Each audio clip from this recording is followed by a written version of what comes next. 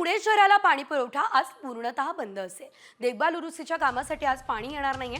उद्या देखील कमी दाबानं पाणी पुरवठा होणार आहे, त्यामुळे पाणी जपून वापरण्याचं आवाहन केलं जात आहे। पुण्यामध्ये आज पाणी पुरवठा बंद असणार असल्याचं बघायला मिळतंय। आज पाणीबाणीची परिस्थिती पुण्यामध्ये दिसणार आहे, त्यामुळे पाणी जपून वापरा असं आवाहन सुद्धा केलं जात आहे। तर कुठे कुठे पाणी पुरवठा बंद आहे बघूयात ग्राफिक्समध्ये। पर्वती जलकेंद्र, वडगाव जलकेंद्र, भामा आसखेड जलकेंद्र, गांधी भवन टाकी परिसर या ठिकाणी पाणी बंद आहे।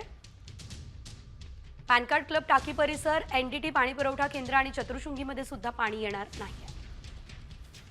आपण जर बघितलं तर आजचा दिवस जो आहे तो पुणेकरांसाठी पाणीबाणीचा दिवस असणार आहे, कारण पाणी पुरवठा पुण्यामध्ये आज बंद असणार आहे। त्यामुळे नागरिकांनी पाणी जपून वापरावं असं आवाहन सुद्धा वारंवार केलं जात असल्याचं पाहायला मिळालं।